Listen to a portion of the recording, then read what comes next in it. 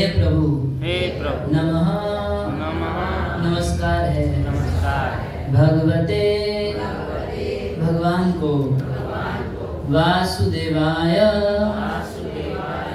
वासुदेव वसुदेव पुत्र या आदि भगवान श्री कृष्ण को जन्म आदि उत्पत्ति पालन तथा संहार अस्य प्रकट ब्रह्मांडों का यतः जिनसे अन्वयात प्रत्यक्ष रूप से इतरतः अप्रत्यक्ष रूप से च तथा अर्थेषु उद्देश्यों में अभिज्ञ पूर्ण रूप से अवगत स्वराट पूर्ण रूप से स्वतंत्र तेने प्रदान किया ब्रह्म वैदिक ज्ञान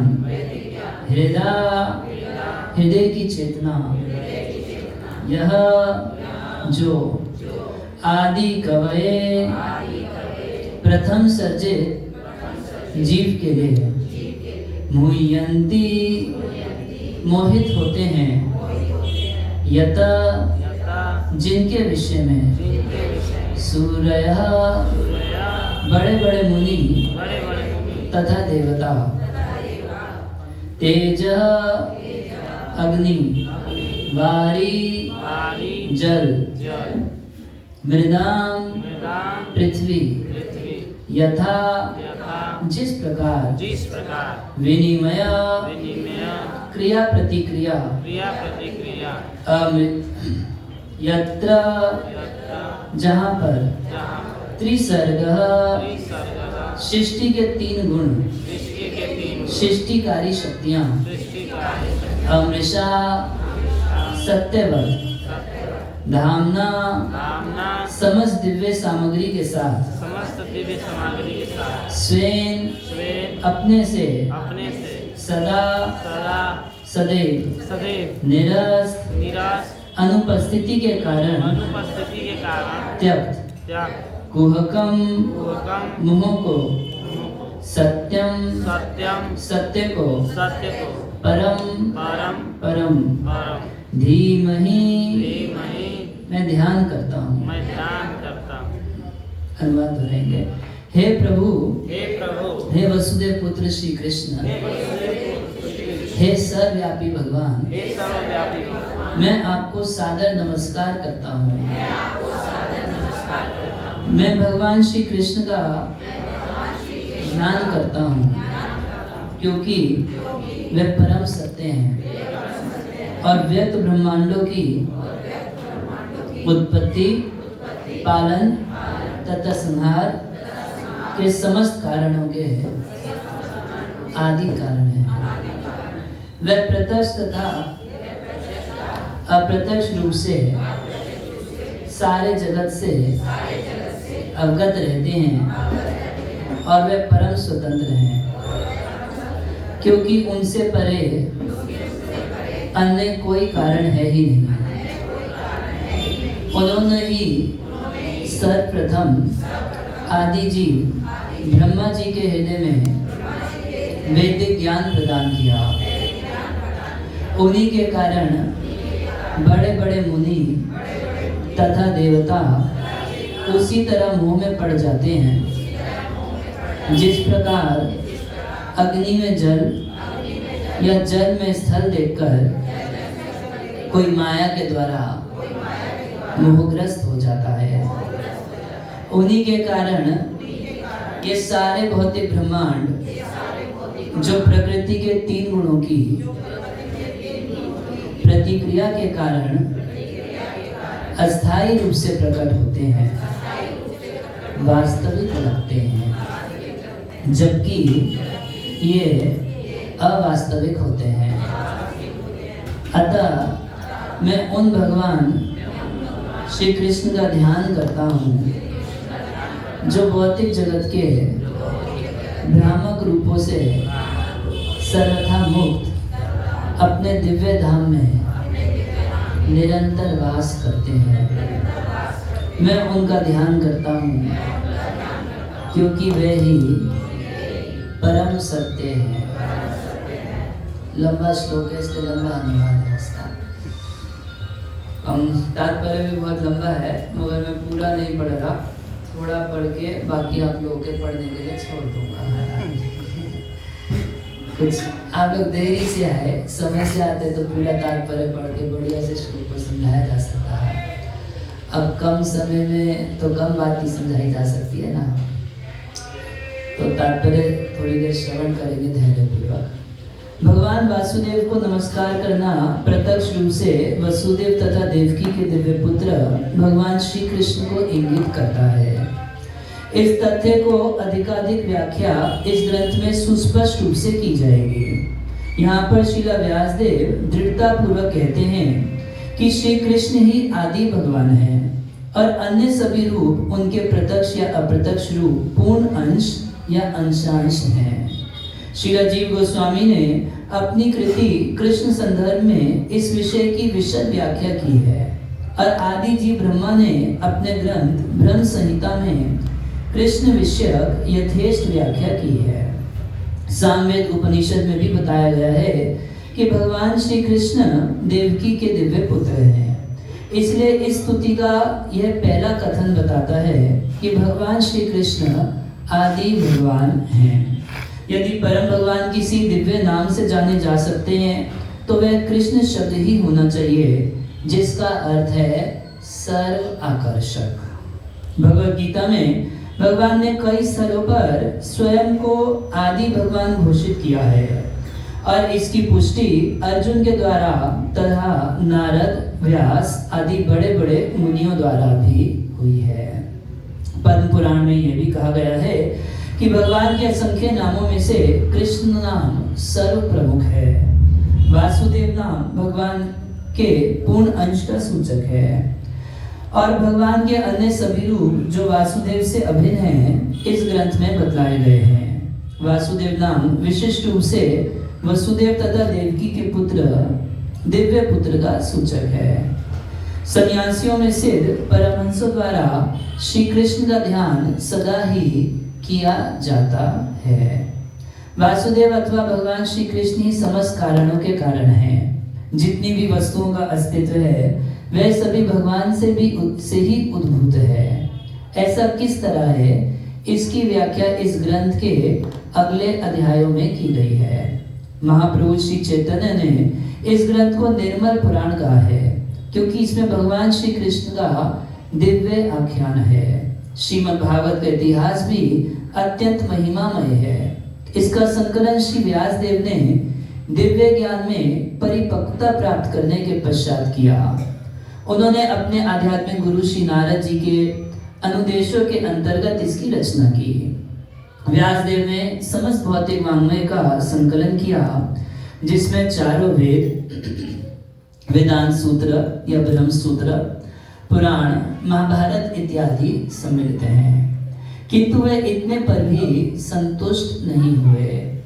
जब उनके गुरु नारद ने उनके इस असंतोष को देखा तो उन्होंने उनको भगवान कृष्ण के दिव्य कार्यकलापों के विषय में लिखने का उपदेश दिया। यह दिव्य कार्यकलाप इस ग्रंथ के 10वें स्कंद में विशेष रूप से वर्णित है।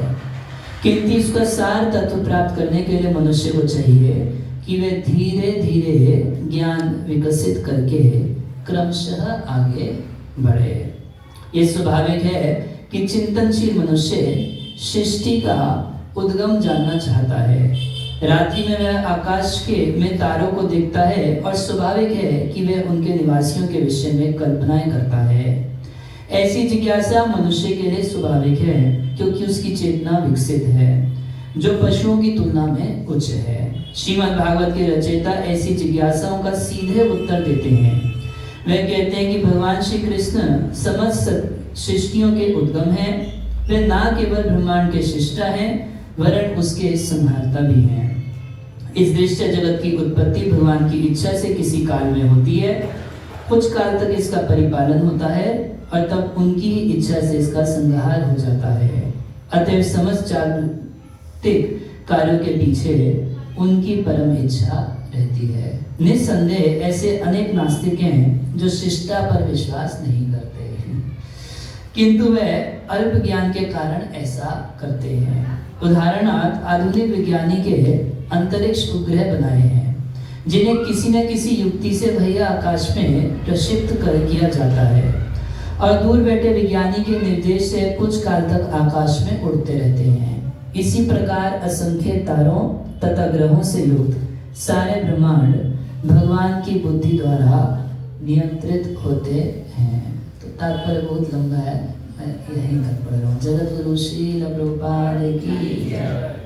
हरे कृष्णा हरे कृष्णा हरे कृष्णा। तो हम सबका एक बहुत बड़ा सौभाग्य है कि अब आप लोगों के सेंटर में यहाँ से श्रीमद् भागवत शुरू हो रही है। एक कलयुग में सर्वश्रेष्ठ उपाय दिया गया है भगवान का नाम और भगवान की कथा, और कथा में भी विशेष रूप से भागवत का बहुत बड़ा महत्व रखा गया है। एक बार की बात है कि नारद जी खुद अपनी कथा सुना रहे हैं कि नारद जी संपूर्ण भारतवर्ष में घूम रहे थे। वो देव ऋषि हैं, देवताओं के लोक में ज़्यादा भ्रमण करते हैं, तो सुने भारतवर्ष के बारे में कि यहाँ पे धर्म बहुत होता है। तो ये सुन के भारतवर्ष में आए देखने के लिए, और अपने शब्दों में नारद जी बता रहे हैं कि मैं जितने भी तीर्थ हम सारे तीर्थों का भ्रमण किया, मगर ना तो मेरे को कहीं तपस्या दिखाई दी, ना कहीं शौच दिखाई दिया, ना कहीं सत्य दिखाई दिया, कुछ भी मेरे को धर्म जैसा कहीं नहीं दिखाई दिया। जो सुना था, सुना बहुत और देखा क्या, तो सब कंगाल देखा है, यहाँ तो कुछ होता दिखा नहीं। तो सब जगह से निराशा प्राप्त करके नारद जी के मन में विचार आया कि अच्छा तीर्थों की दुर्गति हो गई, समझ में आता है, भगवान का धाम तो अभी तक ठीक होगा या नहीं होगा। धाम में तो भगवान का अपना निजी घर है। तो ये मन में विचार करके वृंदावन चले आए, और वृंदावन आके देखे तो क्या देखे कि वहाँ पर एक बड़ी आश्चर्यमयी घटना हुई। एक तरुणी थी, एक जवान स्त्री थी, और उसकी गोद में सर रख के दो बूढ़े लेटे पड़े थे। तो नारद मुनि तो देख के जा रहे थे, वो स्त्री जो थी रोक दी, भो साधु शरम तिष्ठ, अरे साधु 2 मिनट थोड़ा रुकिए, मेरी चिंता को दूर कीजिए। तो पूछे कि देवी तुम कौन, क्या तुम्हारी चिंता। तो बोली कि मैं अहम भक्ति रीति ख्याता, मेरा नाम भक्ति है, और ये दोनों कौन है जो बूढ़े तुम्हारी गोद में पड़े हैं। तो बोली ज्ञान और वैराग्य। लेकिन कली काल का ऐसा प्रकोप हुआ कि मेरे को भी एक बार बुढ़ापा ग्रस्त कर लिया था, मगर धन्य वृंदावन देना भक्ति नित्यति तत्र चाह। धन्य है श्री वृंदावन धाम कि यहाँ आते ही मैं तो तरुणी हो गई, मैं तो वापस जवान हो गई, मगर वृंदावन ऐसे कि वह ज्ञान मेरा आगे कोई पूछता नहीं। तो नारद जी के आगे समस्या ये है, माँ जवान है और बच्चे बूढ़े हो गए, तो करना क्या है, बच्चों को भी जवान करना है। तो अनेक प्रकार से नारद मुनि विचार किए कि क्या करना चाहिए। तो बोले देखो ज्ञान वैराग्य को जगाने का क्या तरीका है, वेदों का उच्चारण करो, वेदों की ऋचाओं से ज्ञान वैराग्य चल जाएगा। तो सारे वेदों को बार बार नारद मुनि गाए, ज्ञान वैराग्य खूब खराटे मार के सो रहे, बूढ़ों के ऊपर कोई असर नहीं हुआ। उसके बाद गीता पाठ है, बार बार भगवत गीता का पाठ किए, एक बार किए तो थोड़ा सा आँख खोल के देखे, तो नारद जी के मन में गुस्सा आया कि लगता है बीमारी ठीक हो रही है, बच रही है। तो एक बार और गीता पाठ कर दिए, एक बार और गीता पाठ। कितना समय लगता है, 2 घंटे में तो गीता पाठ हो ही जाता है। तो गीता पाठ है, गीता पाठ होता था, आँख खोलते थे, कभी कभी जाग के बैठ जाते थे, फिर वापस गिर के पड़ जाते थे। नारद जी बड़ा चिंता में पड़े थे। तो उसी समय वहाँ पे ब्रह्मा जी के 4 पुत्र जो है सनक कुमार जिनको बोलते हैं, सनक सनातन आदि, ये लोग वहाँ से गुजर रहे थे। तो नारद जी उनसे एक उपाय पूछे कि भाई क्या चिंता है। तो ये चिंता है कि भक्ति के दोनों पुत्र बूढ़े हो गए हैं और इनको वापस युवक करना है, जवान करना है, क्या औषधि पिलाए, क्या आसव पिलाए, क्या करें जिससे कि वापस जवान हो जाएंगे। तो 4 कुमार बोले बड़ी विचित्र बात है, इस कलयुग में सब कितने भुलक्कड़ होते जाते हैं, इसका एक प्रमाण आप खुद ही देख लीजिए नारद जी। बोले जब व्यास देव चिंताग्रस्त थे, अपने में अपूर्ण अनुभव कर रहे थे, आप उनके गुरु, आप ही उनको बोले थे ना कि श्रीमद् भागवत का पाठ करने से ज्ञान वैराग्य भक्ति का दुख दूर होगा, व्यास देव का दुख दूर होगा, भक्ति पुष्ट रहेगी। और आज जब आप देखे भक्ति और उसके बच्चों को तो आप ही भूल गए इस बात को, तो भागवत कीजिए। तो नारद जी प्रश्न कर दिए कि जब मैं सारे वेदों को उच्चारित कर ही दिया, भागवत है क्या? भागवत तो श्रुति सारम एकम, समस्त श्रुतियों का सार जो है, परिपक्व फल जो है, निगम कल्प तरोर गरितम फलम, ये श्रुतियों का, वेदों का सार ही तो श्रीमद् भागवतम है। तो जब मैं सारे वेदों का उच्चारण कर दिया तो उसमें भागवत तो अपने आप आ ही गया ना, है कि नहीं? तो फिर इससे काम हो जाना चाहिए था। तो बड़ा सुंदर चार कुमार का उदाहरण देके समझाए। बोले ठीक है, अगर कभी तुम प्रसाद पाने बैठोगे तो दाल में घी अच्छी लगती है, नहीं लगती है? दाल में कोई 2-4 चम्मच, सर्दी के मौसम में तो और अच्छी लगती है। दाल में कोई घी डाल दे तो कितना बढ़िया लगती है। और तुम दाल में घी मांगो तो मैं उसमें 1 गिलास दूध डाल दूंगा। दूध में घी है या नहीं है? तो निकाल के लगा निकालने लगाने का क्या समस्या है? अरे नहीं ऐसे थोड़ी ना चलता है। वैसे दूसरा एक उदाहरण दिए, बोले कि एक स्टूडेंट होता है गन्ना, गन्ने में शक्कर रहता है और शक्कर दूध में डाल के पीते हैं, बढ़िया लगता है। बोले तो तुम्हारे दूध में 1 गिलास गन्ने का जूस डालते हैं, तुम पी लेना, उसमें शक्कर है ना, तो अलग से क्या जरूरत है? कभी कभी हम लोगों को अनुभव है, पहले भक्ति शास्त्री के टेस्ट पेपर चेक करता है, तो कई भक्तों की आदत है कि उन्हें पता है कि जो चेक करता है वो तो 1 नंबर का मूर्ख होगा, तो नाप लेगा कि लंबा आंसर दिया है तो पूरा नंबर दे देगा। तो आंसर तो लिख देते हैं मगर इतनी कहानी आगे पीछे घुसा देते हैं कि ढूंढना पड़ता है कि आंसर लिखा तो उसी प्रकार से पूरा वेदों का उच्चारण कर दिए भाई, पूरे वृक्ष में रस होता है। आजकल के तो डॉक्टर भी बोलते हैं आपको अमरूद खाना है, मान लीजिए किसी को दवाई के तौर पे अमरूद के सेवन के लिए बोले, तो डॉक्टर लोग बोलते हैं कि यदि अमरूद ना हो, अमरूद के पत्ते को उबाल के उसका काढ़ा जैसा बना के पी लीजिए तो अमरूद के फल को खाने का फल मिल जाएगा, क्योंकि पत्तों में भी रस है, टहनी में भी रस है, रस तो सब जगह है। तो ठीक है, तुमको आम खाने की इच्छा होगी तो कल तुमको 1 किलो पत्ते ला के दे, उससे नहीं होगा ना, क्यों? तो वेद जो है वो कल्प वृक्ष के समान है, उससे आप जो वस्तु चाहेंगे वो वेद आपको वो वस्तु दे सकता है। अगर आप उससे धर्म चाहेंगे धर्म देगा, अर्थ चाहेंगे अर्थ देगा, कुछ कामनाओं की पूर्ति चाहेंगे तो वैसा आपको कुछ कामनाओं की पूर्ति के लिए मिल जाएगा, उससे कामना पूर्ति हो जाएगी। मोक्ष चाहेंगे तो वेदों से आप मोक्ष ले सकते हैं। अगर आप केवल शास्त्रार्थ करके विद्वत्ता दिखाना चाहते हैं तो वेदों से जो आप लेना चाहते हैं, जैसे जमीन में तीता भी है मीठा भी है सब कुछ है, मिर्ची बोएंगे तो तीता मिल जाएगा और गन्ना बोएंगे मीठा मिल जाएगा, मतलब भूमि के अंदर सब कुछ है, आप जैसा बोएंगे वैसा आपको मिल जाएगा।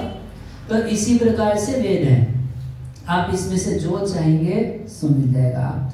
इन वेदों का ये वृक्ष जैसा, कल्प वृक्ष जैसे जो वेद है, इसका परिपक्व फल है श्रीमद् भागवतम। तो टेस्ट तो वृक्ष की टहनी और पत्ते से नहीं आएगा ना, अगर रस लेना है तो आपको फल को खाना पड़ेगा।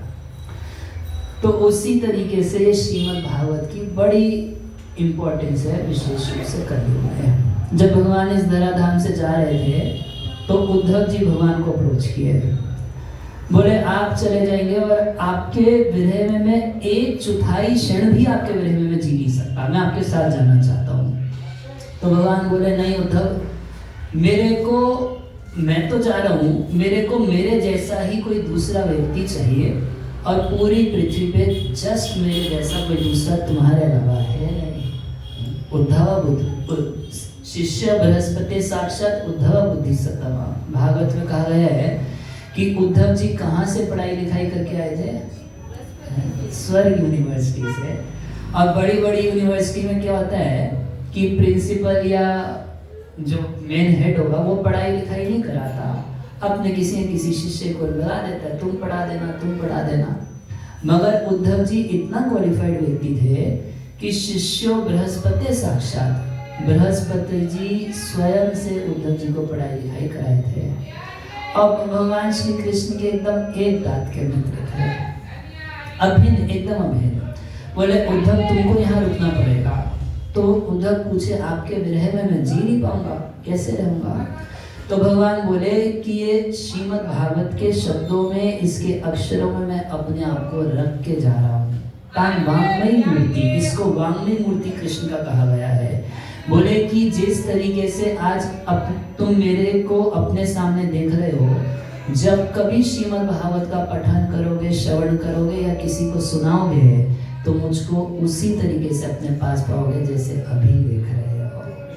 तो ये श्रीमद् भागवतम अत्यंत पावरफुल, शक्ति संपन्न, साक्षात भगवान की ही वांग्मयी मूर्ति। एक एक अक्षर जो है इसका, जो भी अक्षर है, सब क्या है? कृष्ण एवं ही, ये साक्षात कृष्ण ही। श्रील व्यास देव ने जब कलयुग के लोगों की स्थिति देखी, कलयुग के एकदम प्रारंभ में या द्वापर के अंत में, तो एक चीज समझ गए कि सारे के सारे एक नंबर के भुलक्कड़ हैं। ये एक कॉमन फीचर हम सबके अंदर है। ऐसे यहाँ पर कोई कॉपी पेन के बिना बैठे है, तो 1 घंटे बाद हम उससे पूछ देंगे कि क्या क्या बताया था, तो सब ब्लैंक मिलेंगे, नहीं मिलेंगे। उस साल हम पूर्व चुटकुला सुनाते हैं, बाकी बात एक व्यक्ति था, तो वो बोला 2 गुण मेरे अंदर ऐसे हैं जो किसी में नहीं मिलेंगे और एकदम विशेष विशेष गुण है। बोले अच्छा जी, क्या गुण है आपके अंदर? बोले पहला गुण ये है कि मैं कभी कुछ भूलता नहीं। अच्छा जी, आप कभी कुछ नहीं भूलते? मैं कभी आज तक कुछ नहीं भूला, कभी कुछ नहीं भूलता। भाई ये तो बहुत बड़ा गुण है। बोले दूसरा गुण क्या है आपके अंदर? तो याद नहीं आ रहा। अब तो पहला गुण भी खत्म हो गया। तो कलयुग के जीवों की केसेस दिए, मंद सुमंद मतयो मंद भाग्या है उद्धता। अभी की सुनी की बात अगर मैं 15 मिनट पहले क्या बोला, कहाँ से कथा शुरू किया, ये पूछ दूं, तो ज्यादातर लोग एक दूसरे की शक्ल देखने लगे, तू बताते हैं, है ना? तो व्यास जी जब ये देखे, तो पहले वेद जो था वो एक वेद था। पहले 4 नहीं थे, एक था। सनातन शास्त्र अनादि है, अनंत है, पहले से विद्यमान है। पहले सब श्रुतिधर होते थे, एक बार सुना और याद कर लिया, हो गया जी, ठीक है। मगर अब कलयुग में सब श्रुतिधर तो क्या पढ़ के धारण नहीं कर पाते, रट के धारण नहीं कर, कैसे भी धारण नहीं हो रहा है। तो व्यास देव क्या किए, एक वेद को 4 ब्रांच में डिवाइड कर दिए। जैसे प्रभुपाद जी क्या किए, और वही भगवत गीता तो ऐसे छोटी किताब है 700 श्लोक की, और प्रभुपाद जी देखे निकल में लोग उसमें भी रोज इतनी मोटी बुक दिखा दिए नहीं पढ़ना चाहते हैं, तब तो भक्ति शास्त्री वगैरह कराना पड़ता, नहीं तो क्या जरूरत है। अगर खुद से भक्त लोग पढ़ने लगे हैं तो इतना कोर्स कराने की क्या जरूरत पड़ेगी। तो प्रभुपाद जी 3रे अध्याय को अलग कर्मयोग निकाल दिए, 9वें अध्याय को अलग राज विद्या निकाल दिए। देखिए वही श्रीमद् भागवतम, ये तो आप लोग एक देख रहे हो, ऐसी 18 बुक मिला के पूरी श्रीमद् भागवतम है। तो इसको तो देख के किसी को एकदम बुखार चढ़ जाता है कि इसको कैसे पढ़ेंगे। तो कुछ हिस्से प्रभुपाद जी अलग कर देते थे, जैसे कपिल भगवान की शिक्षा एक अध्याय एक किताब में निकाल दिया 3रे स्कंद से, कुंती स्तुति एक अलग पुस्तक निकाल दिए, अजामिल की कथा को कैसे मृत्यु की बराबरी सेकंड चांस उसमें अलग करके निकाल दिए। तो अलग अलग बुक्स इसलिए निकाल लेते थे कि जब छोटी बुक देखेंगे तो फिर तो चलो हाँ ये तो पढ़ सकते हैं, ठीक है। थैंक यू प्रभु जी, जान बचा लिए। तो व्यास देव देखे कि एक ग्रंथ से लोगों को हेडेक हो जाएगा, तो उसी को क्या किए 4 में डिवाइड कर दिए। तो 1 से 4 वेद हो गए। उसके सप्लीमेंट्री लिखे, सप्लीमेंट्री ग्रंथ क्या 108 उपनिषदों को लिखे। तो उसके बाद देखे कि भैया इसमें बड़ी फिलोसफी हो गई। तो आप लोग माताएं लोग बुरा ना माने कि स्त्रियों को बच्चों को तो कहानियों में इंटरेस्ट होता है ना। अब उनको आप 1 घंटे अगर मैं इसी श्लोक पे आपको फिलोसफी सुनाने लगता ना, तो आप में से बहुत सारे का होते हैं नहीं, सुनने में तो अच्छा लग रहा था मगर सर के ऊपर से तो ऐसे आजकल माताएं बहुत इंटेलिजेंट होती है, पहले भी होती थी, ऐसा पहले नहीं होती थी। ऐसे बहुत सारी माताएं हुई हैं, जैसे कुंती महारानी हुई। तो कुंती महारानी जो स्तुति में कृष्ण के तत्व का विवेचन की, वो तो स्वयं कृष्ण भी भगवद गीता में नहीं बता पाए जो कुंती महारानी बता दी। और उस स्तुति को समझने के लिए बड़े बड़े विद्वान श्रीधर स्वामी आदि सारे बड़े बड़े विद्वान दिन रात लग लग के तब तक जाके अध्ययन करके बता पाए कि बोलना क्या चाहती है। तो जो स्त्रियों के लिए, बच्चों के लिए, इन सब लोगों के लिए त्रयी श्रुति गोचरा, जो श्रुति गोचर नहीं है, जिनके लिए श्रुतियां अवेलेबल नहीं है। एक समस्या और थी पहले जमाने में कि वेदों का अध्ययन गुरुकुल में हुआ करता था और गुरुकुल में सब जेंट्स रहा करते। तो इस वजह से और साधु संत जो होते थे तो उनके लिए बहुत कंफर्टेबल नहीं होता माताओं में जाके कथा करना, माताओं में जाके प्रचार करना बहुत कंफर्टेबल नहीं होता। तो उनके लिए भी तो कोई व्यवस्था करनी पड़ेगी या नहीं करनी पड़ेगी। तो उनके लिए महाभारत की रचना की है। इतना सब करने के बाद व्यासदेव मन में असंतोष का अनुभव कर रहे थे, खुश नहीं है। उनका उद्देश्य क्या था कि सब लोग वेदों से जुड़े रहे, वैदिक नीतियों से जुड़े रहे, वर्णाश्रम आदि से जुड़े रहे, व्यवहार में उच्छृंखल ना हो और धीरे धीरे क्रमशः अपने जीवन की सिद्धि को प्राप्त करें। और व्यासदेव बड़े नियमों का पालन करके, बड़ा डिसिप्लिन लाइफ लीड करके उन सब चीज़ों को वेदों में सब जगह दे दिए, मगर मन बड़ा खिन्न था, अभी तक खुश संतोष नहीं हुआ। नारद जी वहाँ पर आए तो नारद जी से व्यासदेव पूछे कि गुरुजी सब कुछ बढ़िया से किया, सारा डिसिप्लिन पालन किया, A to Z जो जो चीज़ करनी चाहिए थी सब कुछ की, जीवों के कल्याण के लिए हमारा जन्म हुआ और जीवों के कल्याण के लिए मैंने वैदिक शास्त्रों में सब चीज़ लिखी है, फिर भी मैं ही खुश नहीं हूँ तो पढ़ने वाला इससे कैसे खुश होगा, है ना। अगर लिखने वाला खुश नहीं है, बोलने वाले ही दुखी, मन उसका दुखी रह गया, तो इसको पढ़ लेगा और इसके अनुसार कार्य भी करेगा तो जीव कहाँ से खुशी प्राप्त करेगा। तो वैदिक शास्त्रों में कमी कुछ नहीं है, मगर भूरिनी भूरि कर्माणि श्रोतव्यानि विभागशः। भूरिनी भूरि कर्माणि, आप जितने भी वेद देखेंगे, अन्य पुराण देखेंगे, 17 पुराण रचना कर चुके व्यासदेव। तो भूरिनी भूरि कर्माणि, इसमें बहुत सारे कर्मों की चर्चा की गई है। ये करो, ये करो, ये करो, ऐसा करो, ऐसा करो। कोई मर जाता है तो गरुड़ पुराण का पाठ होता है ना घर में, तो ये ऐसा करो, ये ऐसा करो, करो करो करो, ये करो, वो करो, वो करो, वो करो। और वैसे ही मंदमती है, आलसी लोग वैसे ही, और इतना वेद बता देता है ये करो, ये मत करो, पुराण बता देते हैं ये करो। तो भूरिनी भूरि कर्माणि श्रोतव्यानि विभागशः, और उसमें इतनी सारी ब्रांचेज हैं कि आदमी कंफ्यूज हो जाता है। तो उससे सबका पूर्ण रूप से कल्याण नहीं होगा। ये बात विचार करके नारद जी बोले कि अब तुम एक ऐसे ग्रंथ की रचना करो जिसमें केवल भगवान की भक्ति और भगवान के भक्तों की चर्चा करनी है। भगवान के तुमने सारा वैदिक पुराणों में वर्णन किया, मगर भगवान के गुणों को जिस रूप में गाना चाहिए, बोलना चाहिए, उस रूप में आपने गाया नहीं है, इस वजह से आपका मन असंतुष्ट है। तो श्रीमद् भागवत में ज्यादा करने के लिए नहीं कहा है। प्रभुपाद जी कहते थे भगवत गीता जो है ये करने के लिए है। गीता सुनने के बाद कुछ करना पड़ता है ना, तब तो बोले क्या तुम गीता सुने जब कुछ किए नहीं। और अर्जुन भी लास्ट में बोले गीता के, क्या बोले, करिष्ये वचनम तव। आप जो कह रहे हैं वो मैं करने के लिए तैयार हूँ। गीता सुनने के बाद कुछ करना पड़ता है, मगर श्रीमद् भागवतम ऐसा ग्रंथ है कि इसको सिर्फ सुनना पड़ता है। सुनने से व्यक्ति की चेतना जो है वो उठ जाती है, उसका कल्याण होता है और उसको भगवत प्राप्ति भी हो जाती है। तो ग्रंथ किसने लिखा है? लेखक व्यासदेव। एक्चुअली ग्रंथ जो है इसको, भागवत को व्यासदेव को संकलन करता बोला गया है। संकलन मतलब इधर उधर से इकट्ठा करके मटेरियल छाप दिया। आजकल देश चल रहा है ना लोग, इधर से copy paste, copy paste, copy paste, copy paste. इसमें गुण भी है। क्या गुण है कि अपना मंद गणंत कपोल कल्पित कोई बात नहीं लिखी गई है। सब प्रमाणिक बातें पहले के लोगों के द्वारा कही गई, लिखी गई है। वही सुखदेव गोस्वामी ने सुनाई किसको? परीक्षित महाराज को। उसी के भीतर कई कई और प्रसंग दिए गए हैं। एक जगह 30 से 34 स्कंद मैत्रेय मुनि ने कथा सुनाई किसको? विदुर जी को कथा सुनाई। मैत्रेय विदुर संवाद है। 11वें स्कंद में भगवान का और उद्धव जी का संवाद है। नवयुगेंद्र का संवाद है जो निमि महाराज से की है।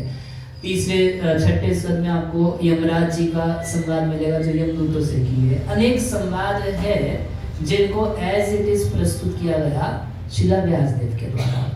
तो यहाँ भागवत के पहले जो 5 श्लोक हैं वो किसके दिए हुए? वो व्यासदेव के अपने श्लोक हैं।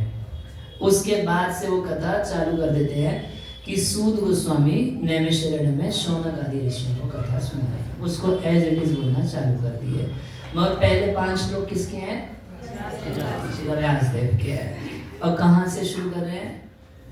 ओम नमो भगवते वासुदेवाय। ओम नमो भगवते वासुदेवाय।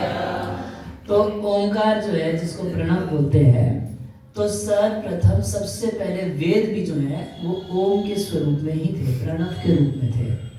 उस ओंकार की व्याख्या है क्या? ओम की व्याख्या समझे ना, उसका एक्सप्लेनेशन है। ऐसे ओम बोलने से सब समझ जाना चाहिए सबको। आप लोगों को समझ में आ गया है? समझ में आ गया? ओम शब्द से ही जो है लोग शुरू हुए थे। मगर यही चीज पूछ रहे हैं, केवल ओम बोलने से भी सब कुछ समझ में आ जाना चाहिए। मगर क्योंकि नहीं समझ में आता हमें, क्या सब कुछ परम सत्य समझ में आना चाहिए, भगवान का स्वरूप समझ में आ जाना चाहिए, हमारा भगवान से क्या संबंध है समझ में आना चाहिए, उस संबंध के कारण हमारा उनके प्रति क्या कर्तव्य समझ में आ जाना चाहिए, इस माया का स्वरूप समझ में आ जाना चाहिए, जगत से हमारा क्या संबंध है समझ में आ जाना चाहिए, इस जगत से कैसे व्यवहार करना है ये समझ में आ जाना चाहिए, इस जगत की उत्पत्ति प्रलय आदि भगवान ने क्यों की ये सब कुछ समझ में आ जाना चाहिए केवल ओम बोलने से है। क्योंकि नहीं समझ में आता तो ओमकार की व्याख्या की गई। ओमकार की व्याख्या क्या है? गायत्री। जो ब्रह्म गायत्री बोलते हैं वो ओम की व्याख्या मानी जाती है। और गायत्री बोलने से भी सब कुछ समझ में आ जाना चाहिए। भूर्भुवः स्वः क्यों बनाया, सारा A to Z वही सारी बातें आपको समझ में आ जानी चाहिए। मगर समझ में आता है क्या? नहीं आता। तो उस गायत्री की व्याख्या स्वयं व्यासदेव जिन्होंने सारे शास्त्र लिखे, उन्होंने ही एक नेचुरल कमेंट्री वेदांत सूत्र के ऊपर लिखी, जिसको बोलते हैं क्या? श्रीमद् भागवतम। तो श्रीमद् भागवतम जो है वो क्या है? ये गायत्री की व्याख्या है, गायत्री मंत्र की व्याख्या है। इसलिए ओम से शुरू होती है। ओम बीच में आप पहले श्लोक के लास्ट शब्द में देखेंगे धीमहि, और दूसरे स्कंद में जब सरस्वती जी की वंदना की जा रही है तो प्रचोदिता पुरा सरस्वती, इस तरीके से श्लोक में कहा गया है। तो गायत्री मंत्र की व्याख्या ये सब चैतन्य चरितामृत में वर्णन मिलता है। महाप्रभु बता रहे सनातन गोस्वामी जी को। तो ओम नमो, नमो मतलब हम नमस्कार करते हैं, क्योंकि भगवान को आप जब तब तक नहीं समझ सकते जब तक आप प्रणाम नहीं करते, झुकते नहीं हैं भगवान के सामने। जैसे एक उदाहरण एक बार मैं लेक्चर में सुन रहा, एक नल है, ठीक है, और आपको पानी पीना है, नल में पानी है, आपको पानी पीना है, तो पानी का गिलास नल के नीचे रखेंगे या ऊपर रखेंगे? ना ना ना, ऊपर रख के भरिए ना, नल के ऊपर पानी का गिलास रख के भर लेंगे और पी लेंगे। होगा ऐसा कभी? नहीं। तो अगर हम भगवान से ज्ञान प्राप्त करना चाहते हैं, भगवान को समझना चाहते हैं, तो हमें नीचे आना पड़ेगा, नहीं आना पड़ेगा? नीचे आना पड़ेगा। तो सबसे पहली चीज श्रीला व्यासदेव क्या कर रहे हैं, वो साक्षात भगवान के अवतार हैं, भगवान के ही अवतार हैं व्यासदेव, मगर वो एक भगवान का अवतार भगवान को प्रणाम कर रहे हैं। ओम नमो भगवते, किसको प्रणाम कर रहे हैं? तो भगवान को, जो षडैश्वर्य पूर्ण स्वयं भगवान है, उनको प्रणाम कर रहे हैं। उनका कोई नाम है या नहीं है? गुमनाम है नहीं, ऐसा लोग सोचते हैं, सच्ची बात है। लोग सोचते हैं भगवान का कोई नाम नहीं है, और इतना सब जो झगड़ा करते हैं कि भागवत में कहीं राधा रानी का नाम नहीं है, ऐसा झगड़ा करते हैं नहीं करते हैं? ऐसे प्रकट रूप से नाम है, अन्य आराधितो नूनम भगवान ईश्वर हरि, वो तो भागवत में दिखाई गया है कि अन्यों से ज्यादा आराधना जिसने की, आराधना से ही राधा शब्द आया। मगर मैं तो आमतौर पे लोगों से बस एक ही प्रश्न पूछता हूँ कि ठीक है, न राधा का नाम लिया, न ललिता विशाखा का नाम लिया, भागवत में किसी का नाम नहीं लिया, मगर जिस एक गोपी के साथ कृष्ण चले गए, कोई नाम तो होगा उसका, या गुमनाम होगी? है? तो अगर राधा बताते तो आपको प्रॉब्लम है, अगर कोई और नाम बता देते तो भी आपको प्रॉब्लम हो जाती कि यही नाम क्यों बता रहे हो।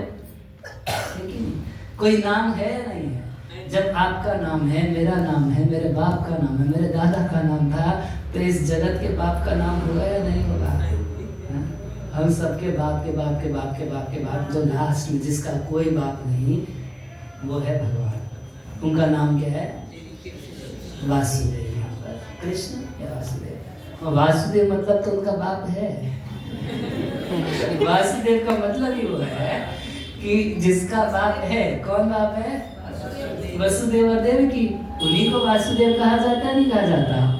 जे आप नाम में अ का डंडा लगा दिए, वसुदेव में आ रहा है वासुदेव, यदि वसुदेव का, जैसे पार्थ बोलते हैं, पृथा का पार्थ है, तो ऐसे वसुदेव का, नंद का छोरा, वसुदेव का छोरा, तो वासुदेव मतलब वसुदेव का छोरा, वासुदेव। तो इनका बाप है या नहीं है? तो फिर भगवान की परिभाषा प्रभुपाद जी बोला करते थे कि you have a father, your father father father father, जिसका कोई फादर नहीं वो है भगवान। उसका भी फादर होता तो वो भगवान होता। तो भगवान के भक्त हैं वसुदेव, जिनको भगवान अपना पिता बना देते हैं। जैसे प्रभुपाद जी बोला करते थे कि भगवान बनने की कोशिश मत करो, भगवान कोई दूसरा व्यक्ति नहीं बन सकता। हाँ, भगवान का बाप जरूर बन सकते हो।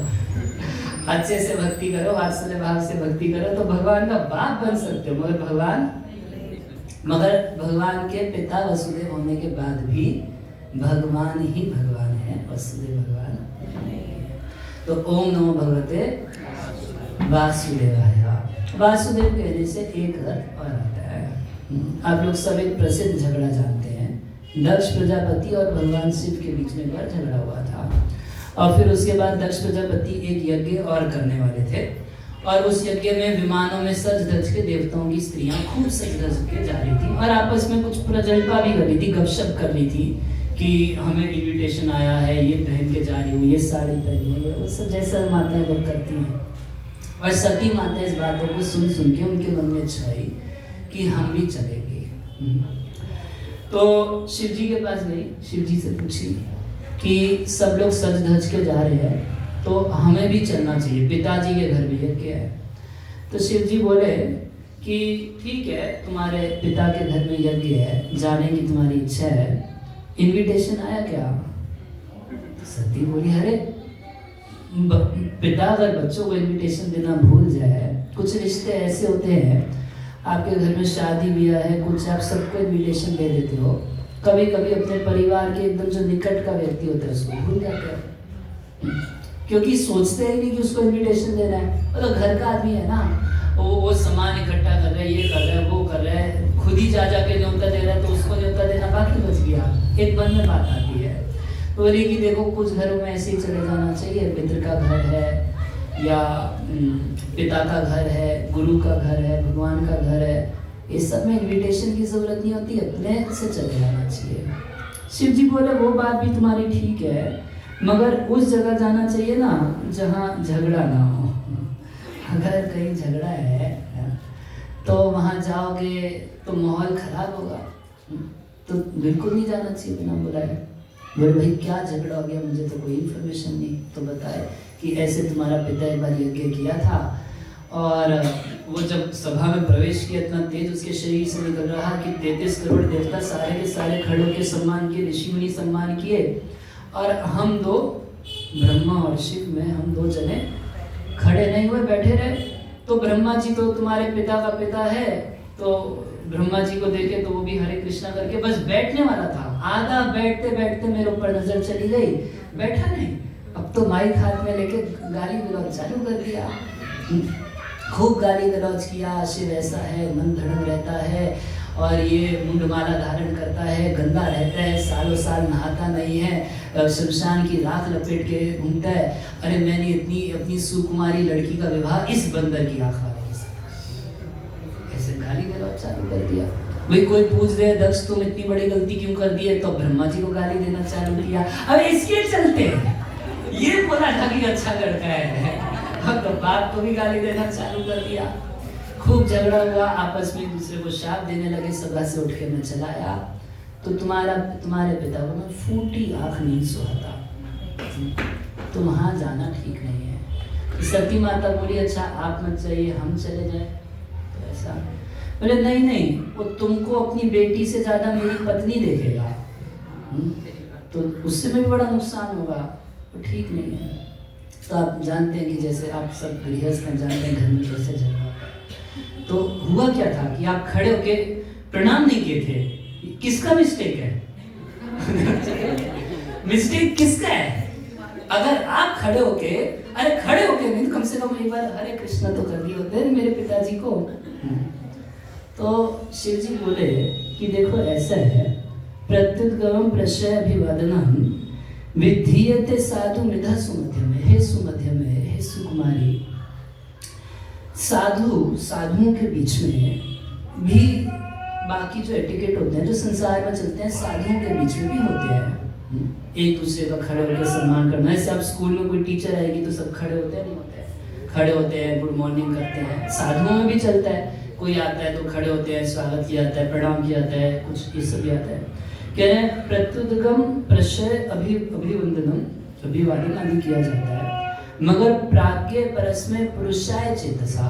जो प्राज्ञ है, बुद्धिमान लोग हैं, जो जानकार लोग हैं, ज्ञानी लोग हैं, वो एक दूसरे का सम्मान करते हुए भी पुरुषाय चेतसा, वो किसी के भौतिक शरीर को, चमड़े के शरीर को कभी प्रणाम नहीं करते।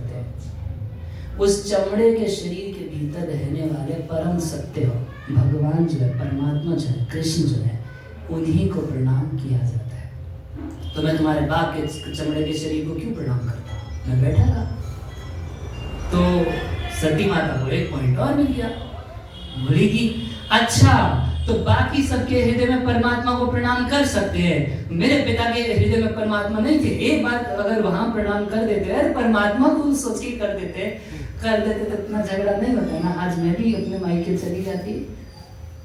तब भगवान शिव कह रहे हैं कि मैं तो निरंतर परमात्मा को प्रणाम करता हूँ, तो अलग से उस चमड़े के शरीर में क्यों करता हूँ? सत्यम विशुद्धम वसुदेव शब्दम।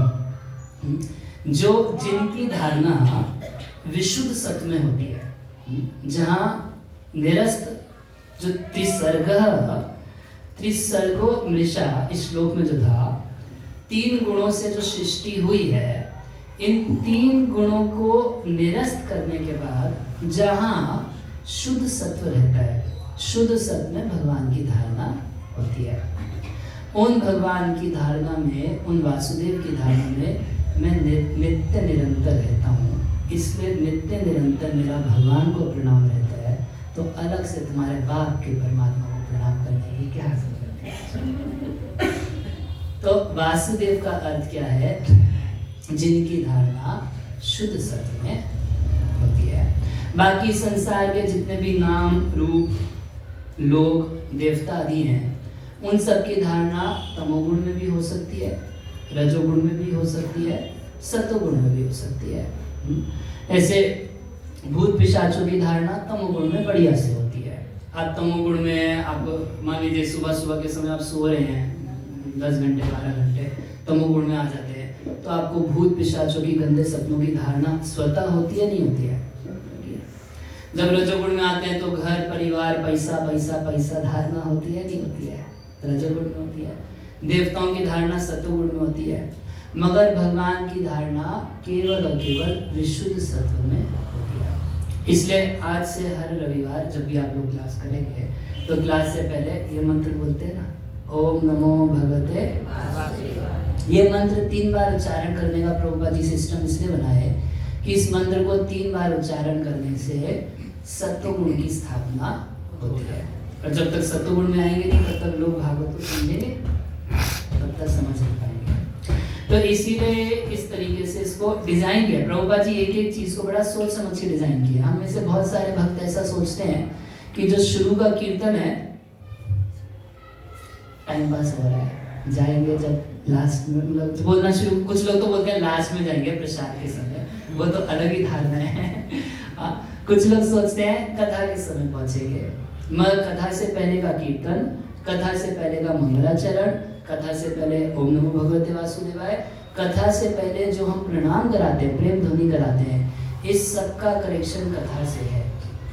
अब सीधे 10वीं की पढ़ाई पढ़ने की कोशिश करेंगे तो क्या पढ़ लेंगे जब तक क ख ग घ कुछ नहीं आता हो। तो कीर्तन से भगवान की कृपा प्राप्त होती है।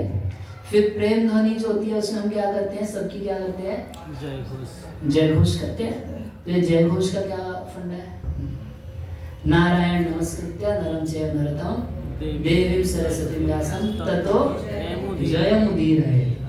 जब हम जय करते हैं, नर नारायण ऋषि की जय करते हैं, सरस्वती माता की जय करते हैं, व्यासदेव की जय करते हैं, या व्यासदेव की परंपरा में आने वाले आचार्य गणों की जयकारा करते हैं, अपने इष्ट श्री राधा कृष्ण सीताराम आदि की जय करते हैं, उस जय को करने से माया पर विजय प्राप्त करके भगवान को समझने की और उनके बारे में बोलने की क्वालिफिकेशन प्राप्त करते हैं। हरि बोल। है सब कुछ साइंटिफिक या नहीं है? ठीक है। तो जय प्रेम ध्वनि हो गई। प्रेम ध्वनि के बाद मंगलाचरण। तो मंगलाचरण क्या होता है? मंगल आचरती थी मंगलाचरण। आचरण यानी कुछ करना, कोई ऐसा कुछ करना जिससे हमारा सर्वविध मंगल हो जाए, उसको क्या बोलते हैं? मंगलाचरण। तो कोई भी कार्य करने से, विशेष रूप से कोई भी स्पिरिचुअल कार्य करने से पहले हमें मंगलाचरण करना चाहिए। चाहे जप करें, चाहे भागवत श्रवण करें, पठन करें, कुछ भी करें, तो उससे पहले क्या करना चाहिए? मंगलाचरण। तो कृष्णदास कविराज गोस्वामी लिखते हैं, मंगलाचरण है त्रिविध प्रकार, वस्तु निर्देश, आशीर्वाद, नमस्कार। ये थोड़ा फिलोसफिकल सब कितना अभी तक करना है? 10 मिनट और करना है ना, क्योंकि ये हमारा टॉपिक तो आराम से कम 7 दिन का है। एक बार श्रीला भक्ति सिद्धांत सरस्वती ठाकुर प्रभुपाद जी के गुरु महाराज इस श्लोक के ऊपर लेक्चर किए। 30 दिन तक इसी के ऊपर प्रवचन किए। कितने दिन? 30 दिन, 30 डेज तक इसी के ऊपर व्याख्यान किए। और बाकी सारे भी आचार्य इसके ऊपर बड़ा विस्तार से लिखे। आप देखिए प्रभुपाद जी 7-8 पेज का तात्पर्य इस एक श्लोक के ऊपर दिया है। और विश्वनाथ चक्री ठाकुर इस एक श्लोक की व्याख्या 8 प्रकार से की है। 8 अलग अलग अर्थ किए हैं, एक ही श्लोक के 8 अर्थ करके व्याख्या की है। और श्रीला श्रीधर स्वामी भी जैसे प्रभुपाद जी बड़ा मोटा इसके ऊपर लिखे हैं, वैसे ही लिखे हैं, क्योंकि ये व्यासदेव के द्वारा किया हुआ मंगलाचरण है। क्या है? जैसे हम करते हैं ओम ज्ञानतिमिरान्धस्य ज्ञानांजन शलाकया, तो व्यासदेव ने मंगलाचरण किया है। तो मंगलाचरण में 3 चीज होती हैं, आप लोग याद रखेंगे? मैं अगली बार जब भी आऊँगा, साल 2 साल बाद जब भी, तो आप लोगों से खड़ा करके पूछूंगा इस चीज को। मंगलाचरण है त्रिविध प्रकार, वस्तु निर्देश, आशीर्वाद और नमस्कार। याद रहेगा? वस्तु निर्देश, आशीर्वाद और नमस्कार। कोई भी ग्रंथ का शुरुआत किया जाए या कोई वक्तव्य का भी शुरुआत किया जाए तो ये 3 चीज करना चाहिए। क्या क्या? वस्तु निर्देश। तो पहले लेक्चर में बता देना चाहिए कि 1 घंटे क्या बकबक करने वाले हैं। भी तो कई बार लेक्चर शुरू हो जाते हैं और लोग कंफ्यूज रहते हैं कि आज बताना क्या है, तो दिक्कत होगी ना। अब टॉपिक पहले से बता देने से एक मति लग जाती है। अच्छा, आज हम इस चीज को समझने के लिए यहाँ पर, इसको क्या बोलते हैं? वस्तु निर्देश। वस्तु का निर्देशन दे दिया कि ये जो ग्रंथ है, ग्रंथ कितना छोटा है? छोटा ग्रंथ है ना श्रीमद् भागवतम। इसमें केवल 18,000 श्लोक है, 335 अध्याय, ज्यादा तो बड़ा नहीं है। अब 18,000 श्लोक सुखदेव गोस्वामी को कहने में, गाने में कितना दिन और कितनी रात लग गए? 7 दिन 7 रात। रात को सोने नहीं जाते थे कोई भी, वो कथा निरंतर चलती थी। 7 दिन 7 रात लग गए इन श्लोकों को, क्योंकि उन्होंने तो सस्वर गायन किया और कभी कभी कहते कहते कथा समाधि लग जाती थी तो थोड़ी देर कीर्तन भी हो जाता था। जब वक्ता को समाधि लग गई, समाधि टूटी नहीं रही, 1-2 घंटे समाधि में चले गए भगवान की लीला सोचते सोचते, तो भक्त लोग कीर्तन करना शुरू करते थे कि जब समाधि छूटेगी तब आगे की कथा कही जाएगी। तो उनको कितना दिन लगा? 7 दिन और 7 रात लग गया। तो इसलिए वस्तु का निर्देशन शुरू में कर देना बढ़िया रहेगा या गड़बड़ रहेगा? वस्तु निर्देश। दूसरा क्या? आशीर्वाद देना। भाई सुनने से हमको क्या फायदा, कुछ मिलेगा नहीं मिलेगा? तो ऐसा स्टाइल है हमारे वैदिक शास्त्रों का कि कोई भी कथा कहने के बाद श्रोताओं को आशीर्वाद दिया जाता है। ये कथा सुनने मात्र से आपको भगवान का धाम प्राप्त हो जाएगा। ये है, इसी का आशीर्वाद है। भगवान का धाम मिल जाएगा, भगवान की सेवा मिल जाएगी और उनके साथ नित्य विहार करने का अवसर मिल जाएगा। अपने स्वरूप को प्राप्त कर लेंगे। मुक्ति त्वन्यथा रूपम स्वरूपेण व्यवस्थिति। और बाकी कुछ आनुषंगिक फल भी है। जैसे आप कोई दवाई खाते हैं तो साइड इफेक्ट हो जाता है। पैरासीटामोल खाए सर दर्द के लिए, उसके साथ लीवर खराब हो जाता है, होता है कुछ साइड इफेक्ट। तो ऐसे ही भागवत सुनने का मुख्य फल है कि भगवान के प्रति शुद्ध प्रेम, विशुद्ध प्रेम हो जाता है। मगर इसका साइड इफेक्ट है कि आपकी भौतिक स्थिति भी अच्छी हो जाती है, धन संपत्ति मिलती है, ऊंचा पद पोजीशन मिलता है, आप खुश दिखाई देने लगते हैं। ये जो लटका लटका मुंह है, इस पे हंसी आ जाती है। ऐसा होता है, ऐसा हम लोग तो प्रैक्टिकल देखते हैं। लोग आते हैं भागवत में मुंह लटका के और सुनने के बाद प्रफुल्लित मन से जाते हैं। तो वो कितना भागवत सुनने पे 40-45 मिनट 1 घंटा भागवत सुनने से इतना हो जाता है। तो ये सब क्या है, आनुषंगिक फल है। ऐसा प्रैक्टिकल देखा जाता है कि जो भक्त लोग संस्था से जुड़ जाते हैं और नित्य श्रीमद् भागवत का श्रवण आदि करते हैं, नाम जप करते हैं, उनकी आर्थिक स्थिति भी पहले से अच्छी है। ऐसा प्रैक्टिकल देखने को मिलता है। पद पोजीशन में भी कई लोगों को लाभ मिल जाता है, स्वास्थ्य में भी कई लोगों को लाभ हो जाता है, मानसिक चिंताएं आदि बहुत दूर हो। ये सब क्या है, आनुषंगिक फल है। तो वस्तु निर्देश, आशीर्वाद और नमस्कार। नमस्कार मतलब अपने इष्ट को नमस्कार और आचार्यों को नमस्कार, जिनकी कृपा से ये ग्रंथ की हम प्राप्ति की है। तो व्यासदेव ने पहले श्लोक में नमस्कार किया है, दूसरे श्लोक में वस्तु निर्देश किया है कि श्रीमद् भागवत में हम क्या बताने वाले हैं, और तीसरे श्लोक में आशीर्वाद दिया है सारे श्रोताओं को कि आप इसको बार बार सुनते रहिए और इसके आनंद में रहिए। इससे सारे फल की प्राप्ति हो जाएगी। तो श्लोक में कह रहे हैं जन्म आदि यस्य, जिनसे जन्म आदि होता है। तो जन्म मतलब क्या, जन्म मतलब क्या है? जन्म होना, पैदा होना। अभी यहाँ किसकी चर्चा की जा रही है? आपकी और मेरी पूरी सृष्टि की चर्चा की जा रही है। जन्म आदि, जन्म आदि, आदि मतलब क्या? जन्म के बाद क्या होता है? शुरुआत होता है। क्या होता है? शुरुआत तो जन्म से हो गई, उसके बाद क्या होता है? क्रोध, ग्रोथ। अच्छा, मतलब मेंटेनेंस होता है ना। और उसके बाद क्या होता है? उसके बाद मर जाते हैं, राम नाम सत्य होता है। इतना होता है, सभी के साथ होता है। तो ऐसी सृष्टि का भी जन्म आदि मतलब क्रिएशन, मेंटेनेंस और डिस्ट्रक्शन।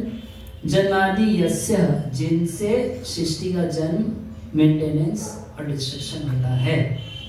और कह रहे अन्वयात इतरस्य, ये पूरी सृष्टि में सब जगह भगवान हैं, सब वस्तुओं का भगवान से संबंध है। सारी चीजें भगवान की शक्ति है। आप, मैं, मनुष्य, कीड़े मकोड़े, पेड़ पौधे, ये टेबल, ये माइक स्टैंड, ये माइक, ये तार, ये मोबाइल स्टैंड, चश्मा, सब क्या है? भगवान की शक्ति है। तो सब चीजों का भगवान से संबंध है या नहीं है? सब चीजों का संबंध है। कह रहे इसको बोलते हैं अन्वय विधि। अन्वय मतलब आप डायरेक्टली देखिए कि ये रैक है, इसका भगवान से संबंध है या नहीं? भाई पूछे नहीं कैसे संबंध है, नहीं तो इसका लकड़ी कहाँ से आया? पेड़ से आया। पेड़ कहाँ से आया? भगवान ने दिया। अच्छा, ये मोबाइल फोन, ये इसका भगवान से संबंध है या नहीं? क्यों भैया, इसको तो साइंटिस्ट ने बनाया। अगर भगवान को इससे कार्य करते तो फिर इसको साइंटिस्ट ने बनाया नहीं बनाया? मगर इसके अंदर जो तार लगाया, केमिकल डाला, वो कहाँ से आया? और वो साइंटिस्ट को भेजा जिसने दिया, वो किसने दिया? इसको अन्वय विधि बोलते हैं। हर चीज का आपको डायरेक्ट सोर्स भगवान से मिल जाएगा। और व्यतिरेक किसको बोलते हैं? जस्ट इसका उल्टा कर लो। इस संसार में जो वस्तु आपको ऐसी दिखाई देती है जिसका संबंध भगवान से नहीं है, वो वस्तु एग्जिस्ट करती ही नहीं है। इसको बोलता है व्यतिरेक। जन्माद्यस्य अन्वयात् इतरश, इतरश यानी व्यतिरेक, इतरश चार्थ शब्द स्वराट, अर्थ मतलब प्रयोजन। ये सृष्टि क्यों बनाई? हे ऊपर वाले, काहे को तूने दुनिया बनाई, क्या तेरे मन में समाई? लोग सवाल पूछते हैं, तो दुनिया क्यों बनाई भगवान ने? एकदम लास्ट इसी को बोल के बंद करूंगा।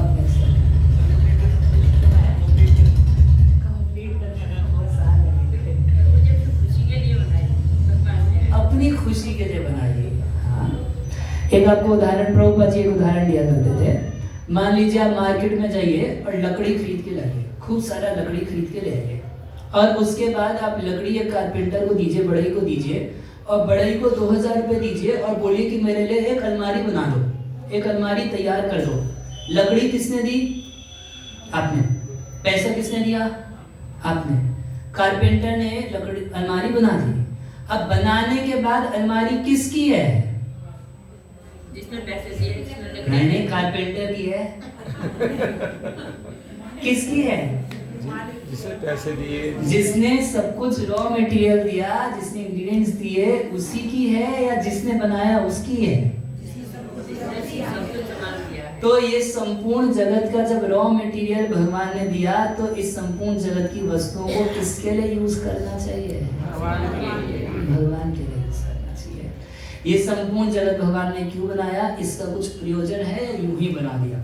एक ऊपर वाले, क्या तेरे मन में समाई, और काहे को तूने दुनिया बनाई, दुनिया में मुझको क्यों बनाया? अच्छी जिज्ञासा है, पूछना चाहिए भगवान से कि क्यों बनाया, मुझको क्यों बनाया, परिवार क्यों बनाया, ये लोग क्यों बनाए, जब एक दिन सबको अलग हो जाना है तो इकट्ठा क्यों रखा, जब एक दिन सब जगह से मेरा नाम कटवा देना है तो मेरा नाम घर के बाहर क्यों छपवाया? ये सब पूछना चाहिए, नहीं पूछना चाहिए? इस सृष्टि का एक प्रयोजन है, अर्थ है, उसके लिए अभिज्ञ भगवान जानते हैं। हो सकता है आप और वह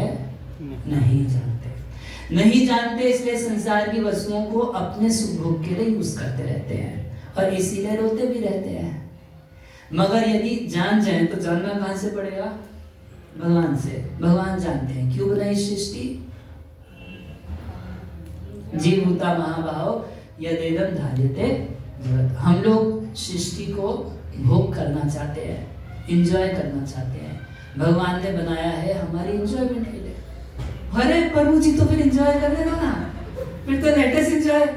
जीवभूता महाभाव यदेदं धार्यते जगत्, यही तो भगवान गीता में बोल रहे हैं। तो फिर जब हमारी एक्सप्लॉयटेशन के लिए जगत को बनाया तो एक्सप्लॉयट करने दो, है कि नहीं? गलत बोला, सही बोला? और ये तब से पीछे पड़े हैं हरिनाम कीर्तन प्रभु की, आपके एक्सप्लॉयटेशन के लिए नहीं बनाया इसको। जितना एक्सप्लॉइट करेंगे उतना माया की लात पड़ेगी। ये क्यों ऐसे पीछे पड़े हैं? भगवान ने सृष्टि इसीलिए बनाई। जैसे आपको एक उदाहरण देता हूँ। एक बार की बात है, एक बच्चा था, सिगरेट पीना चाहता था। पिताजी के पास गया, बोला पापा सिगरेट पी लूं? पापा क्या बोलेगा? नहीं बेटा नहीं पीनी है। तो अगले दिन फिर चल, पापा एक सिगरेट पी लूं? नहीं बेटा नहीं पीनी है। तीसरे दिन गया, पापा सिगरेट पी लूं? चौथे दिन गया सिगरेट पी लूं? पांचवें दिन गया सिगरेट पी लूं? छठे दिन गया सिगरेट, तो पापा क्या बोलेगा? जा जो करने तू कर। ऐसी बोला जाता है। और कहने का अर्थ क्या है? चल पी ले सिगरेट, जब फेफड़े खराब होंगे तब बताइयो। कहने वाला यही है ना इसका। पी, दिन में 40 सिगरेट पी, जब फेफड़े खराब होंगे तब तो पता चलेगा ना।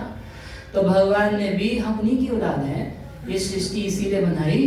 बार बार बोलते हैं कृष्णा हम भी भोगेंगे, नहीं भोग पाओगे भाई, बहुत लाठी पड़ेगी माया की। ना कृष्णा हम भी भोगेंगे। तो जा भोग के देख ले एक बार, तेरे को बड़ा आनंद आएगा। तो जब लात पड़ेगी माया की तब आइयो मेरे पास, जय जगदीश हरे सुख संतति तब जाइयो पंडितों के पास, तब लगियो काम में। तो भगवान ये सृष्टि की रचना क्यों की है? इसीलिए कि जो भगवान से विद्वेष करके, भगवान से विद्रोह करके हम सुखी होना चाहते हैं, तो इस संसार का जन्म मृत्यु और बीच का जरा व्याधि हम लोगों को ट्रेनिंग दे देता है। क्या है बात की ट्रेनिंग?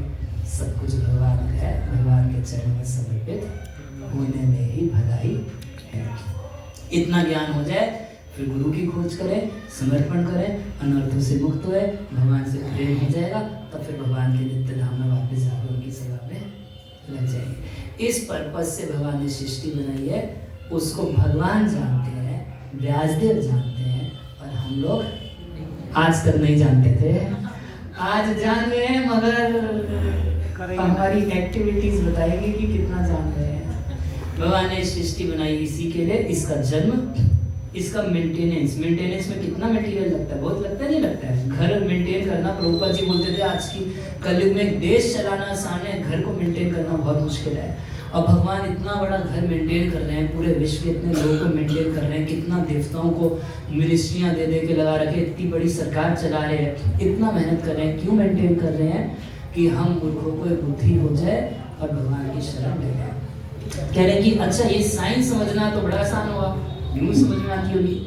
तो कह रहे हैं तेने ब्रह्म हृदय आदि कवये मुह्यन्ति जत सूरया। ब्रह्म बोलते हैं, अब आप ही मेरे को बता दें, ठीक है? तो ब्रह्म बोलते हैं वैदिक साइंस, वैदिक नॉलेज को। किसको ब्रह्म बोलते हैं? या ब्रह्म का अर्थ ब्रह्मा जी नहीं है। क्या नहीं है? ब्रह्मा जी नहीं है। ब्रह्म मतलब क्या? वैदिक नॉलेज। वैदिक नॉलेज मतलब भागवत के अक्षर जो है, इसको शब्द ब्रह्म कहा जाता है। ब्रह्म मतलब क्या होता है? वैदिक नॉलेज। वैदिक नॉलेज होता है। ब्रह्म मतलब क्या होता है? स्पिरिचुअल चीज को ब्रह्म कहा जाता है। ब्रह्म भूत प्रसन्न आत्मा ना सोचती ना गांड। जीवात्मा को भी ब्रह्म कहा जाता है। तो जो भी चीज स्पिरिचुअल चीज है उसको ब्रह्म कहा जाता है। तो जो शब्द स्पिरिचुअल है उसको क्या कहा जाएगा? उसको भी ब्रह्म कहा जाएगा। तो जो हम भगवान का नाम जप करते हैं, हरे कृष्ण कृष्ण कृष्ण हरे हरे, हरे राम राम राम हरे, इस ये क्या है? शब्द ब्रह्म है। और उसी प्रकार से जो श्रीमद् भागवतम है, ये क्या है? ये शब्द ब्रह्म है, शब्द के रूप में पर ब्रह्म है। कह रहे तेने ब्रह्म हृदय आदि कवय, आदि कवि है ब्रह्मा जी। आदि कवि जो है ब्रह्मा जी, तो भगवान नारायण जो है, या गोलोक चार्ट बना है, भगवान की जो गर्भोदक्षय विष्णु की नाभि से कमल का फूल उत्पन्न हुआ। कमल की नाल में 14 लोग हैं और ऊपर कमल के फूल के ऊपर ब्रह्मा जी हुए। अब ब्रह्मा जी इसका मतलब भगवान का बेटा हुए या नहीं? अब भगवान को इच्छा है कि हमारा बेटा भी पढ़ लिख जाए, भैया थोड़ा पढ़ा लिखा हो, डिग्री इसके पास ही हो। अब आपको मन करेगा हमारा बेटा पढ़ा लिखा हो, तो आपको स्कूल भेजना पड़ेगा, कॉलेज भेजना पड़ेगा, कोचिंग लगानी पड़ेगी, तब जाके पता नहीं तब भी पढ़ा लिखा होगा नहीं होगा। मगर भगवान को इच्छा है कि मेरा बेटा पढ़ लिख जाए, तो भगवान क्या किए? केवल मन में संकल्प किए, मेरा बेटा पढ़ा लिखा हो और पढ़ा लिखा हो। तेने ब्रह्म हृदय, भगवान ब्रह्मा जी को ये वेदों का ज्ञान हृदय में ही प्रकाशित कर दिए। अलग से कोचिंग नहीं लगाए, स्कूल नहीं भेजे, कॉलेज नहीं भेजे, कुछ नहीं। ये भगवान की अद्भुत अलौकिक शक्ति है, संकल्प मात्र से। अच्छा, कौन सी साइंस कह रहे हैं? मुह्यन्ति यत सूरया। जिस साइंस को समझने के लिए बड़े बड़े सूरी, बड़े बड़े देवता, बड़े बड़े कवि, बड़े बड़े ऋषि मुनि जिसको समझने में कंफ्यूजन में आ जाते हैं, वो भगवान ब्रह्मा जी को यूं समझा दिए, हृदय में प्रकाशित कर दिए। भाई कंफ्यूज हो जाते हैं, तो अभी हम सुने नारद जी कंफ्यूज हो गए थे। हम कभी सुने हैं कि सती माता कंफ्यूज हो गई थी भगवान राम को देख के। वो राम जी सीता जी की खोज कर रहे थे और शिव जी वहां से जा रहे थे। तो शिव जी जा रहे थे, वहां पे उतर के जय सच्चिदानंद प्रणाम करते हुए निकलने लगे। सती माता पूछी किसको प्रणाम कर रहे थे? तो बोले, अरे जिसकी कथा अभी हम अगस्त मुनि से सुन के आए हैं, वही मेरे आराध्य श्री रामचंद्र, वो अयोध्या में दशरथ के बेटे के रूप से प्रकट हुए हैं, मैं उन्हीं को प्रणाम कर रहा था। बोली, अरे अगर वो परब्रह्म परमेश्वर परमात्मा साक्षात भगवान है, अभिज्ञ मतलब जो सब कुछ जानते हैं, जब सब कुछ जानते हैं तो उसको ये नहीं पता कि सीता किधर गई है? वो ऐसा मूर्खों की तरह पूछ रहा है। तो लता और पताओं से भगवान राम से पूछ रहे थे, तुमने कहीं मेरी सीता को देखा है? अरे वो मृगों से पूछ रहे थे, हरिण होती थी उससे पूछ रहे थे कि हे मृगो, क्या तुमने मेरी कहीं मृग नयनी सीता को कहीं देखा है? तो अरे और पत्थरों से, जो चट्टान दिखती पहाड़ के पत्थर, उनसे पूछे। तो सती माता बोली कि संसार के किसी कामी व्यक्ति की पत्नी खो जाएगी तो वो भी न्यूज़पेपर में भेज देगा कि lost and found most wanted, मगर कम से कम पत्थरों से तो नहीं पूछेगा। इतना मूर्ख लड़का आप उसको भगवान बोलते हैं। तो परीक्षा करने के लिए हम लोग सब इन कथाओं को जानते हैं। परीक्षा करने के लिए गई तो सीता का रूप धारण करके चली गई। जब सीता का रूप धारण करके गई तो सोचेंगी ये तो बावड़े की तरह, अरे मेरी सीता तू किधर चली गई थी, बावड़ा हो जाएगा। और जैसे ही भगवान राम देखे तो बोले, अरे मैया सती मैया, आज आप अकेली जंगल में घूम रही है, शिव जी किधर है? आप तो उनकी चोरी पकड़ी गई। समझ गई कि ये तो अभिज्ञ भगवान सब कुछ जानते हैं। फिर ऐसे बावले की तरह सीता की खोज क्यों कर रहे हैं? स्वराट है, स्वतंत्र है, आप उनकी लीलाओं पे उंगली नहीं उठा सकते। ऐसा क्यों किए, वैसा क्यों किए? वो स्वतंत्र ईश्वर है और उनके कंट्रोल में मैं दक्षिण प्रकृति इसलिए तो सचराचरम, हम सब उनके कंट्रोल में है। वो मुक्त है हर परिस्थिति में, हम उनकी कृपा से मुक्त हो सकते हैं। वो ज्ञानवान है हर परिस्थिति में, हमें उनकी कृपा से कुछ ज्ञान हो सकता है, नहीं तो भगवान चाहे तो हम सब कुछ भूले रह जाएंगे। तो कह रहे हैं तेजो वारी मृगाम यथा विनिमयो यत्र त्रिसर्गो मृषा। जैसे तेजो मतलब तेज का क्या मतलब होता है? अग्नि, और वारी मतलब जल। जैसे कभी कभी अग्नि में जल का भ्रम होता है। आप लोग देखे होंगे गर्मी के मौसम में सड़क पे दूर में पानी दिखाई देता है, तो है क्या? गर्मी है, गर्मी की वजह से क्या दिख रहा है? मगर पास जाके देखेंगे तो पानी मिलेगा? नहीं मिलेगा। आप लोग कभी नहीं देखे क्या? ऐसे होता है ना? होता है ये सब तो डिवाइस में पढ़ाए होंगे। होता है नहीं होता है? गर्मी के मौसम में दूर सड़क पे आपको पानी दिखाई देता है। जब आप निकट में पहुंचते हैं तो वापस दूर सड़क पे पानी दिखाई देता है। फिर जब आप वापस वहां पे पहुंच जाते हैं तो दूर सड़क पे पानी दिखाई देता है। कह रहे हैं जैसे तेजो वारी, जैसे अग्नि में कभी कभी जल का भ्रम होता है, जल में कभी कभी पृथ्वी का भ्रम होता है, वैसे ये पूरी सृष्टि भ्रामक बनाई गई है। जो चीज हमको दुख देने वाली है वह उसी चीज में सुख की भावना हो जाती है। जीवन भर व्यक्ति परिश्रम करता रहता है ये सोच के हम होंगे कामयाब, हम होंगे कामयाब। इसी तरीके से मटेरियलिस्टिक लाइफ लीड करूंगा और मैं एक दिन कामयाब हो जाऊंगा, एक दिन मैं सुखी होकर दिखाऊंगा। मगर ऐसा होता नहीं है। यही है क्या? इल्यूजन है। तेजो वारी मृगाम यथा विनिमयो। बस 5 साल और मेहनत कर ले बेटा, तब सब कुछ ठीक हो जाएगा। उसके बाद माँ बोलती है बस कॉलेज के 2 साल और मेहनत कर ले बेटा, तब सेटल हो जाएगा। उसके बाद बोलती है अच्छी नौकरी लग जाएगी बेटा, तब सेटल हो जाएगा। बोलती है कि अच्छी पत्नी आ जाएगी, तब सेटल हो जाएगा बेटा। जब थोड़े बच्चे हो जाएंगे तब सब सेटल करते करते तो शरीर सेटल हो जाता है, मगर आदमी सेटल नहीं होता है। ये इल्यूजन है। तेजो वारी मृगाम यथा विनिमयो। जो हमारे दुख का कारण है, यही दिल्ली की कहावत है, दिल्ली का लड्डू जो खाए सो पचता है और जो ना खाए सो।